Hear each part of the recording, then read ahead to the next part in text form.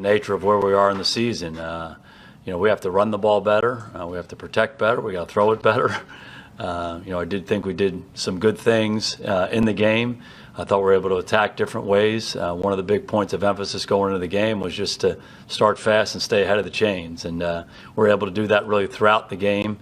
The 3 instances that came up, we had a coming out situation where we had a false start. We had a 1st and 14 as a result of that. We converted a 3rd and 1, but we had a holding penalty. Converted a 3rd and 11 and had a holding penalty. So those are the 3 plays in the game where we're behind the chains. But there were a lot of encouraging stuff in this game. We just played with better rhythm, attacked different ways, the way we want to play offensive football. But there's still a long, long way to go. We brought in a lot of guys. I think we had over 20 guys in to work out today. Landry was the quarterback who was here. We had 3 receivers and 4 defensive linemen and 6 DBs and a number of other guys in here for the workout. So, what you try to do really throughout the year at different times is make sure that you work guys out, see who's available on the street, continue to refine your short list if something were to happen due to an injury on your team. And that's really what the essence of today was. Oh, I think it's worked really well. I think it's worked really well from the start. I think you saw a good connection between KRIS and Rod and really among the defensive staff, during the interview process. And it's worked well all throughout the spring and through training camp. I do think the DNA of both guys in terms of what they believe in coaching is real similar, comes from the same place. I think that reflects in how they teach technique and the schemes that we use. So they're very compatible. We thought that was an important part of that hire.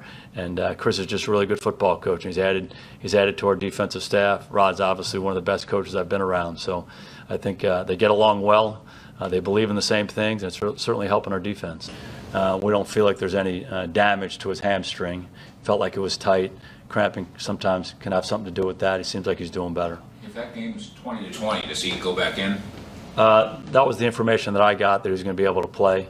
Through that, we were up 3 scores at the time, and the other linebackers had played well, and we want to continue to give them opportunities. He did go back in for that final onside kick.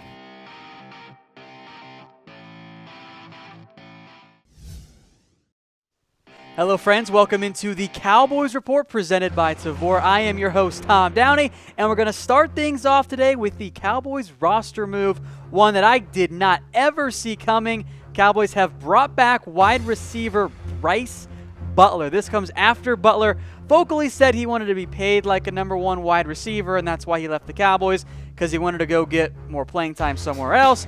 He went to the Cardinals, who have a pretty bad receiving core of their own. Didn't make the roster, but the Cowboys have decided to bring back Butler. Now, they're going to go deeper at wide receiver. We'll talk more about why later on in the show. They also cut free safety Tyree Robinson to make room, which we'll come back to as well. Now, Butler and Dak had chemistry last year. Now, Butler's had drop issues in the past, and I know some of you guys like Brice Butler. I will continuously remind you that, yes, he can make some big plays as deep, and I do like that about him. He also had a higher drop rate than Dez Bryant did last year. That's kind of a concern for me. And if you had asked me this even a week ago, I would have said there was no chance Butler was going to come back, which I actually did, by the way, in a recent Cowboys mailbag. But even Butler himself is surprised he's back when he announced that the re-signing on Twitter and Instagram. He said that he never would have thought this would have happened. So as of right now, Butler is the number 7 wideout. Now, there's not much of a true learning curve because he already knows the offense. Beasley's your number 1, Hearns, and then Thompson Gallup almost had a 50-50 split among themselves for snaps last week. Tavon Austin is your number 5, and he actually made some plays. We'll talk about that, of course, later on in the show. And Terrance Williams has quickly fallen out of favor with this Cowboys receiving core. Now, this is what you're going to get from Brice Butler. He's not going to be a 500 receiving yard guy. That's never who Brice Butler has been in his entire NFL career or his college career. Brice Butler's not a number 2 receiver. But if you ask him to be a number 4 or a number 5 and bring you some deep threat ability, well, that's when it makes some sense. So he's in his 6th year now, went to San Diego State as well. Again, didn't make the Cardinals roster, and I am surprised that he's back on this Cowboys roster because I didn't think he was going to come back. I don't think the Cowboys wanted him back. And I'll make note, too, Butler was rather critical of Scott Linehan's play calling, which he was correct about. Worth noting, the Cowboys brought back Butler anyway. I think that means maybe Linehan has a little bit less pull when it comes to the Cowboys roster moves right now, unlike he did with, say, what I think happened with Dez Bryant. All right, Cowboys fans, I've got a special offer just for you guys. I've got 20 Cowboys t-shirts or hats to give away. Now, they're free for you, but nothing in the world is truly free. And these shirts and hats do come from one of our sponsors once you get started with them. So DM me on Twitter at WhatGoingDown. Don't worry, I'll put my Twitter link in the comments section as well. DM me on Twitter if you want the details. And oh, by the way, once we give away 20 of those t-shirts or hats, we'll give one of the 20 some Cowboys tickets as well. So DM me on Twitter if you want the details, guys. You're not going to find this offer anywhere else. Moving now with some more Cowboys news. We mentioned this earlier. Tyree Robinson has indeed been cut. And this wasn't much of a surprise to me. Xavier Woods, who we'll talk about more later on in today's show, should or at least has a good chance to play in Week 3 of the NFL season. Robinson made it because Woods was hurt.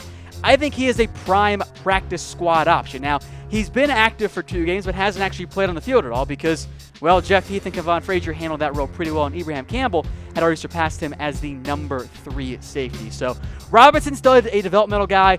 Don't be surprised if he ends up on the Cowboys practice squad. And the question then becomes, of course, how does this secondary shape up? They're still going thin. Like, 4 safeties, 4 cornerbacks, not what I thought would have happened, but Xavier Woods should be coming back in the very near future. A very promising sign for Woods once he's healthy. As for Robinson, obviously sucks for him to get cut. I wouldn't be surprised if he ends up on the practice squad. So with Butler in and Robinson out, folks, grade the signing. What grade do you give the return of Brice Butler? Is it an A, a B, a C, a D, or an F? I'm sure many of you guys will say A because you guys love Brice Butler. Look, it's a cheap 1-year deal. I'm not the world's biggest fan of Brice Butler from an on-the-field play perspective, but if he's your number 5 or your number 6 receiver, it's really not that bad in the end. So I'll give it a B or a C because it's not like they're throwing $8 million at Brice Butler. It's a cheap depth-type signing for the Cowboys.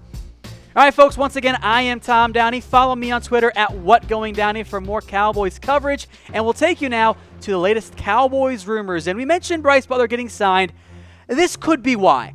Terrance Williams, could he be facing a suspension? 2 stars on this one. This is what Mike Fisher has hinted at right now on Twitter and in some articles for 24/7 Sports, is that the Cowboys are bracing for a potential suspension, likely in the range of a 2-game or so suspension. And this, of course, stems from his public intoxication arrest, which, by the way, still not sure how that wasn't a DUI, because he definitely crashed his car. Definitely wasn't Kendall Wright.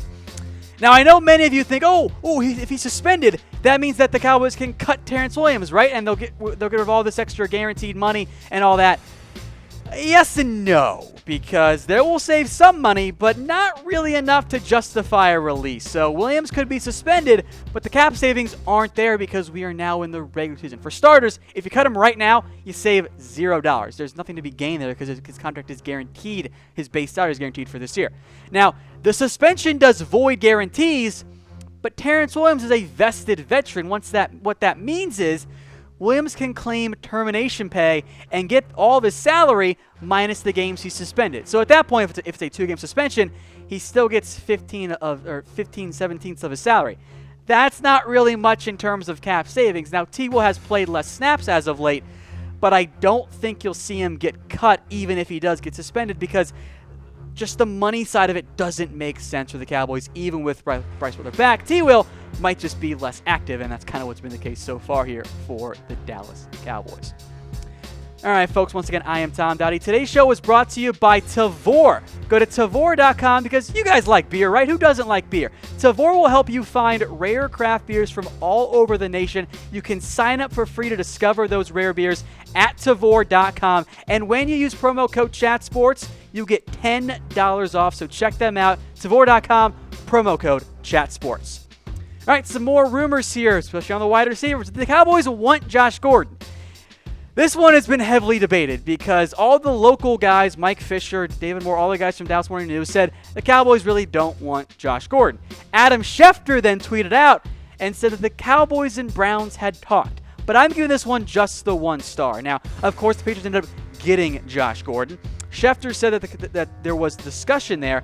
I still think, though, that both of these things can be true. That the Cowboys didn't want Josh Gordon, but there was discussion. Remember what Adam Schefter's tweet actually said? It said the Browns spoke with the Cowboys. Now, knowing that Gordon had interest in playing for the Cowboys, wouldn't it make sense for the Browns to call Dallas? And in that case, the Cowboys could still not want Josh Gordon, and Schefter's still right that the two sides at least briefly spoke. I'll give it the 1 star because I think there's maybe a little bit of truth that a discussion had happened, but I don't think the Cowboys wanted Josh Gordon, which I disagree with, and I think you guys feel the same way. Should the Cowboys have traded for Flash Gordon? Type Y for yes, type N for no. I know producer Brett disagrees with me. I want the talent of a guy like Josh Gordon on my roster. Cowboys don't have a number 1 guy. Josh Gordon is at essentially bonus points if you could have somehow gotten the Browns to take Terrance Williams too. That would have been just absolutely perfect, although this isn't Madden after all. All right, you saw the stars. Here's what those mean for those of you watching the show for the first time. 0 stars, it's the number of fights that Odell Beckham won against the net and won last night against, or Sunday night against the Cowboys. 1 star is a small shred of truth. It's not fake news, but it's really not all that accurate. 2 stars means people are talking firmly in that rumor category. 3 stars means it's pretty likely. It's not quite set in stone, but this should go down. At least we think it'll go down. And 4 stars, Zeke's eaten. Hasn't done enough of that so far, but that is a fact. All right, next up. Could the Cowboys add Landry Jones? And I hope not. Now, I know some of you guys want a new backup quarterback, but I'll give this one just the 1 star. If you heard the opening of the show here, you heard about Jason Garrett talk about Landry Jones. Cowboys had him in for a workout yesterday on Monday, but Garrett hinted / outright said, this is kind of a look just in case. You know, we're going to bring in a bunch of guys, have our little short list. Okay, all of a sudden, Cooper Rush gets hurt. We need a backup quarterback. How did Landry look? Does he make sense to bring in as a guy? Here's the thing, though, with Landry Jones. I don't think he's a very good football player. I've never liked Landry Jones because his numbers aren't the worst for the Pittsburgh Steelers. And I know he's not Big Ben. But every time he comes in, the Steelers' offense kind of falls apart, even against other opposing teams' backups. I don't think he's the answer. If the Cowboys, God forbid, lose Dak Prescott and they turn to Landry Jones, just end the season and punt on it because it's going to be a complete and utter disaster for the Cowboys. He's just not good enough. You see, 82.1%, it was really only 1 game. He only had like 28 passes. The 2016-2015, that's who Landry Jones is. Like 60%, about a 1-to-1 to interception ratio. But I know some of you guys still don't like Cooper Rush, and I understand why. Do you want a new backup quarterback? I am open to it, and my boy Matt Moore is still available, though at this point, don't think he's going to come back to the Cowboys. But let me know if you want a new backup quarterback. Type 1 for yes and type 2 for no. I'm open to it. I just don't want it to be Landry Jones because I don't think he's a great football player. All right, folks, special offer just for you Cowboys fans out there. I am giving away 20 free Cowboys t-shirts or hats. T-shirts are from Nike. The hats are official NFL hats as well. And if we get to 20, I'll give away Cowboys tickets to you too for one lucky guy or gal out there. DM me on Twitter if you want the details at WhatGoingDowney. Now, nothing is really truly free in this world, and these hats and t-shirts do come from one of our sponsors. So you got to get started with them. But once you do that, we'll give you a Cowboys t-shirt and hat from Nike, official NFL as well. Just DM me on Twitter at WhatGoingDowney if you want the details. Taking out through some more Cowboys rumors. We're halfway through our rumors roundup. This one's for me. Is KRIS Richard actually calling these Cowboys plays? Maybe you saw him on Sunday night, when he had the little play call sheet out. This is partially true, not totally true. There's some truth to it, though. 2 stars in the end. Rod Marinelli is still technically calling the plays, but KRIS Richard's impact is very obvious. A, the Cowboys are blitzing so much more than they ever really have. Thanks to Richard, he likes to blitz a little bit more, and Richard does coordinate the secondary on blitzes. He has his own play calling sheet during games as well. The reality is what's going on here. KRIS Richard is getting more and more influence with this Cowboys coaching staff on defense, and that's been the case almost really since week 1. And by the time we get to next year, he's going to be the DC or more, assuming he's with the Cowboys or even somewhere else. He's a very talented coach. Glad the Seahawks let him go for some stupid reason. All right, well, we got to talk about this one because we just have to. Could Dez Bryant return to the Dallas Cowboys? You've seen the headlines out there. You saw what Stephen Jones said, but guess what? It ain't happening. Stephen Jones didn't shut the door on a Dez Bryant return, right? We'll get to his quote here in a second. So the team's always looking for ways to improve, and we're not going to rule anything out. And Bryant hung out with Jerry Jones at a concert and blah, blah, blah, but I'm just so done with this. Guys, it's not going to happen. Like, here's Stephen Jones' quote. I don't necessarily see that at this moment, but we're always looking for ways to improve. Focus on the guys that are on our team at the moment. I'll translate this for you from ownership, GM, front office speak to regular everyday speech. Never say never to anything, even if that's never going to happen. That's what that really means. Dez Bryant is not going to come back. There will be nothing ever in the NFL history that will be more shocking to me than if Dez Bryant comes back to the Cowboys this year. It will be the single most shocking thing I've ever seen because Dez ripped some of his old teammates and ripped the coaching staff. Why would you bring that back into the clubhouse? It just doesn't make sense. It's not going to happen. I'm still going to give this fake news. Of course, it doesn't mean you don't want Dez Bryant back. So do you guys want Dez back on the Cowboys? I know there are still some Dez truthers out there. And again, as producer Brett and I both felt, Cowboys shouldn't have cut Dez. But at this point, it's kind of dead. It doesn't really make sense. That bridge has been completely nuked. Don't bring him back. I know that I'm a pro Dez guy. I don't think he makes sense for the Cowboys locker room right now based on what he's done on Twitter and called out Snake Lee, for example. You can't call your captain a snake and then expect to come back to the team, right? That's just a bad idea. All right, folks, we are trying to grow our Cowboys Report YouTube channel. Go to youtube.com/Dallas Cowboys Report. All of our great coverage all in one spot. 5K is the next subscriber goal. Already past the 3K mark, so thank you all who have already subscribed. If you haven't already, we'll do it right now. It's got great coverage all in one spot on the Dallas Cowboys. Trust me, I think you guys will appreciate it. Again, that's youtube.com/Dallas Cowboys Report. All right, next up, and this is kind of an injury update here. Could Randy Gregory and Xavier Woods play in Week 3? Some good news here for you guys. I'm going to give this one 3 stars. Gregory, frankly, I almost gave this one 4 stars. He was cleared from the concussion on Friday. Practiced in a limited manner. Wasn't good enough to go for Week 2. But Jerry Jones said today on 105 through the Fan that he should be back for Week 3. I think he's going to practice week, maybe some limited stuff early on, but Gregory, I think, is going to be good to go for Week 3. That's a big boost for a Cowboys defensive line who gets to play a not-so-great Seahawks offensive line. Where have we heard that before? The last 5 years, right? Xavier Woods, meanwhile, Jones says he has a chance to play in Week 3. Now, he missed the first 2 games with a hamstring injury, and Woods has yet to practice this actual regular season because of that hammy issue. Now, I think it's a promising sign as well that the Cowboys felt comfortable enough to go ahead and release Tyree Robinson. And now I'll put Xavier Woods at the top of your free safety depth chart. Jeff Heath, Kevon Frazier, Abraham Campbell are all there as well. But if I'm a betting man, and I am, I think Woods and Gregory are both able to go in Week 3 of the season this year. All right, folks, those are the latest Cowboys rumors. Once again, I am on Twitter at WhatGoingDown. You're going to hit me up with that follow button as well. Of course, the Cowboys won in Week 2. That's some very good news, but it is time to play some winners and losers from that Cowboys victory over the Giants, and no surprise, there were more winners than losers this week because the Cowboys won. What more could you possibly want? And the big winner, at least for me personally, was one Dak Prescott. Now, don't panic about, we only had 160 yards passing. Dak was really good in this game.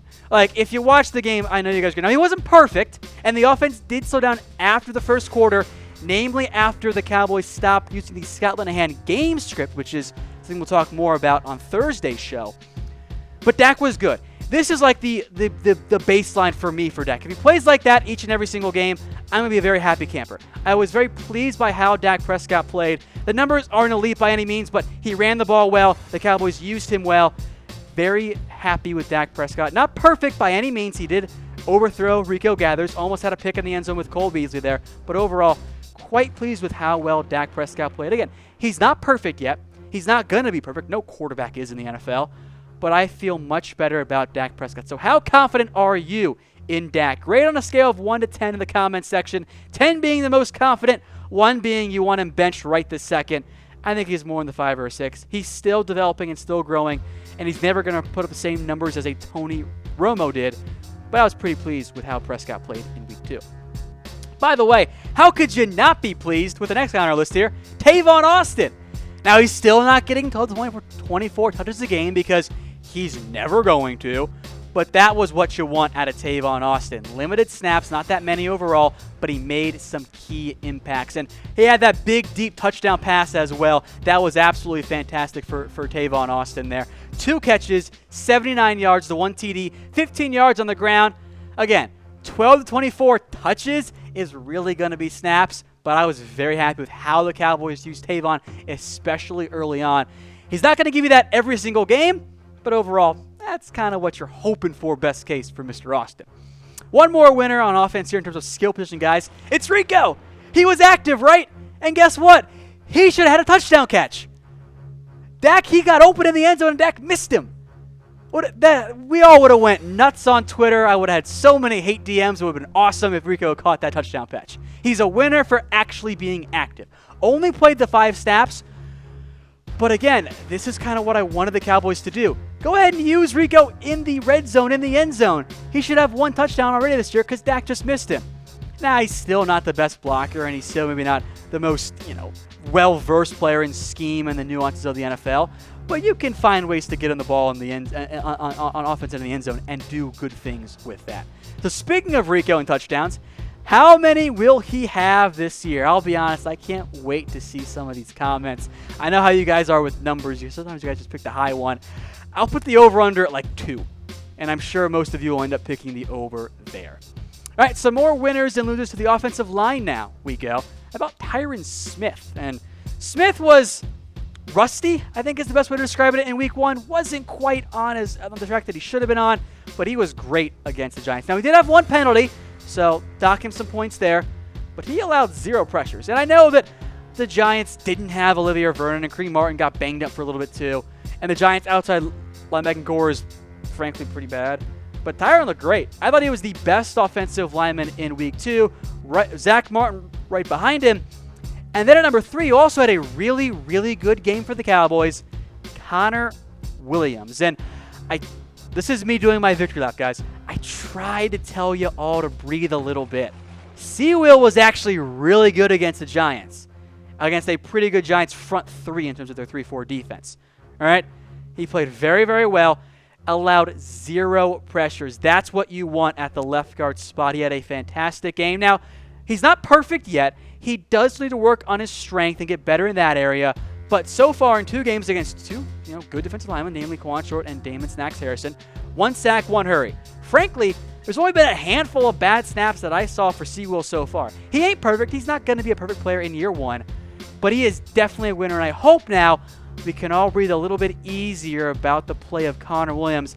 Xavier Su'a-Filo is not going to take his starting job. All right, Cowboys fans, I got an exclusive deal just for you guys. I got 20 Cowboys Nike t-shirts or Cowboys hats to give away to you guys. DM me on Twitter if you want the details. Now, you'll get the hat and the shirt for free, but only after you get started with our sponsor who is providing us with these shirts and hats. And oh, by the way, once we get to that 20 mark, one of you guys who got the shirt and the hat and got set up with our sponsor will get Cowboys tickets. DM me on Twitter at WhatGoingDowney if you want the details. We'll get you set up there. Again, that is 20 Cowboys t-shirts or hats and then Cowboys tickets to one of you lucky players out there. Again, at WhatGoingDowney, I'll put my YouTube link or my Twitter link in the comments on YouTube and Facebook. All right, some more Cowboys winners and losers to get into here. Damian Wilson. Now, he wasn't on our loser list in week 1, but he pretty much really was because he didn't play very well. Only played 17 snaps in week 2, but he was good. 3 tackles, that awesome forced fumble on the sack, a pass breakup against Odell Beckham, mind you. Targeted 4 times, 3 catches for 16 yards, and as a linebacker, that's kind of what you want. You're going to give up the 5 to 6 yard catch because you're a linebacker against a tight end or a halfback or even sometimes a receiver. You just can't get burnt and miss tackles. Now, he did miss 1. But overall, Damian Wilson, bad week 1, bounced back in a big, big way for week 2. He wasn't the only linebacker, by the way, to get a stock up from me on this week's winners and losers for the Cowboys. Leighton Vander Esch. Same deal with Connor Williams. I know some of you guys were spamming the panic button and freaking out about LVE and Will. Can we all breathe now? Just big, deep breath. The rookies are going to be okay. 7 tackles, came in as the de facto second linebacker after Sean Lee cramped up or had a tight hamstring, whatever it actually was. 7 tackles in like 28 snaps. That's good right there. 10 tackles for the year. I know we haven't seen much of him, and I know he's still raw and developing a little bit, but maybe he's not the next Brian like the Cowboys thought he was going to be, but I'm very happy with how LVE fared in week 2. I feel much better about him going forward, as I think you all should as well. All right, next up on our winners and losers, about Byron Jones. This dude has been nothing short of fantastic the first 2 weeks. 6 tackles against the Giants, but here's the kicker.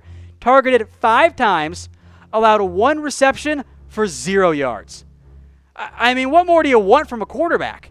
Byron Jones, by the way, has been the Cowboys' best cornerback this year. And that's not a knock on Chidobe Awuzie or even Anthony Brown. They've both been good, but Byron's been really good. Very, very glad the Cowboys finally moved Byron back to cornerback and picked up his 5th-year option. Very happy with how Byron Jones has looked so far. He's going to be a big, big player for the Cowboys, not just this year, going forward too.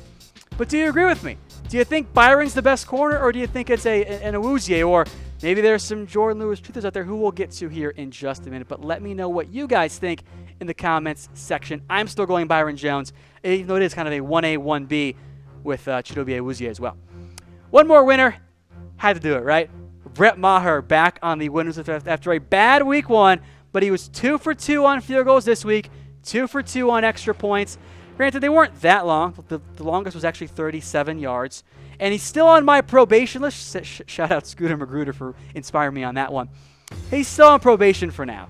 But if he keeps doing like this, I will feel so much better about the Cowboys kicking unit, and I will not be bemoaning the loss of Dan Bailey anymore. All right, so to recap the Cowboys' Week 2 winners. Dak Prescott, Tavon Austin, Rico Gathers, Tyron Smith, Connor Williams, Damian Wilson, Leighton Vander Esch, Byron Jones, and of course the kicker, Brett Maher. 2 for 2 this week. It's exactly what I like to see.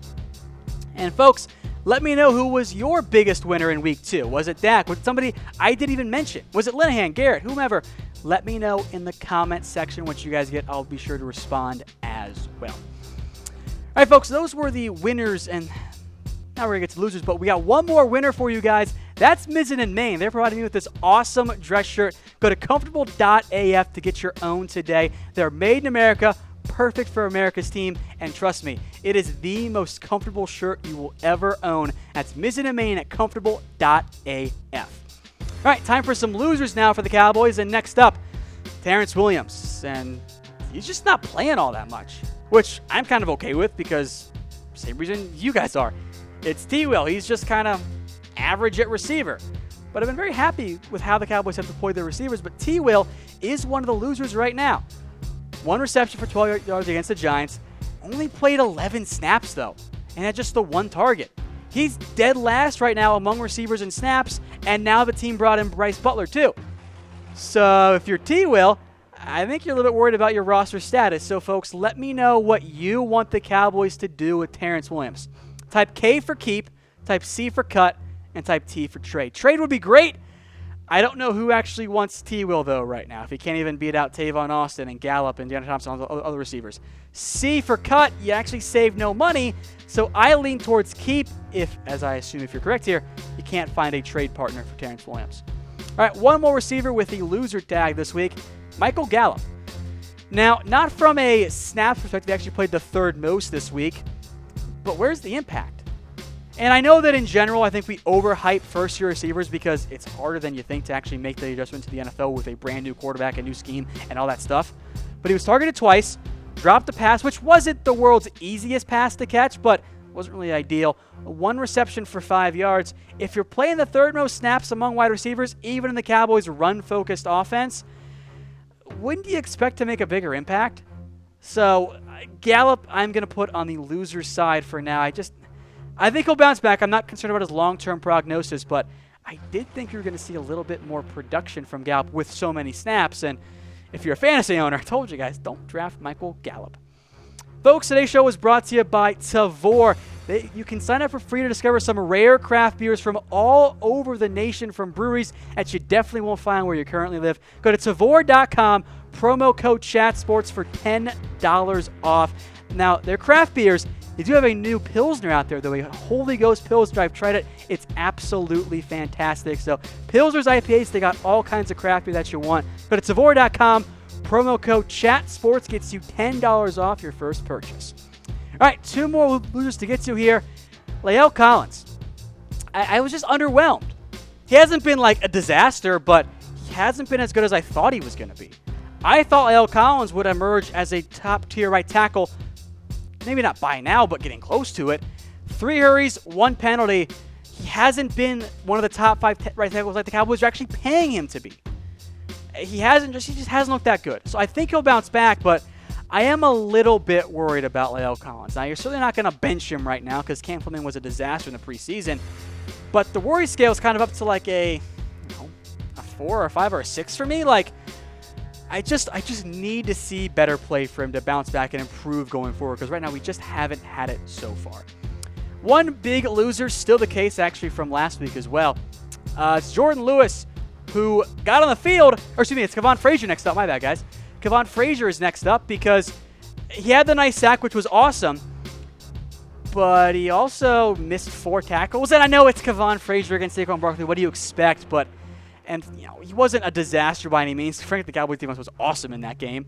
And he had the sack in the pass breakup, but 4 missed tackles for a strong safety, that's a big red flag for me. I don't expect them to shut down opposing tight ends and halfbacks in the passing game, but they should make the tackle. So Frazier, not like a stock all the way down plummet cut the guy, but he was a loser in week 2 for me.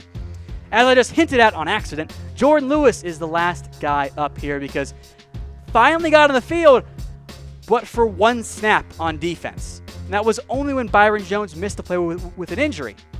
Lewis, I don't know if he's in the doghouse because I think he's better than Anthony Brown, but he can't even get on the field right now. That's a big red flag to me. And frankly, I would not be surprised if the Cowboys have a big injury or something, that when we get closer to the start of the NFL trade deadline, if we start to hear some Jordan Lewis trade rumors, because he's clearly your number 4 guy. He's not even playing. That's a big red flag for me. All right, folks, let me know who your biggest loser was in week 2. Let me know what you guys think in the comments section. And we will see you guys here after I quickly recap the biggest losers here one more time if you guys missed it. Terrance Williams, Michael Gallup, La'el Collins, Kavon Frazier, and Jordan Lewis. Let me know who you guys think was the biggest loser this week. And we will see you guys on Thursday for our next Cowboys Report.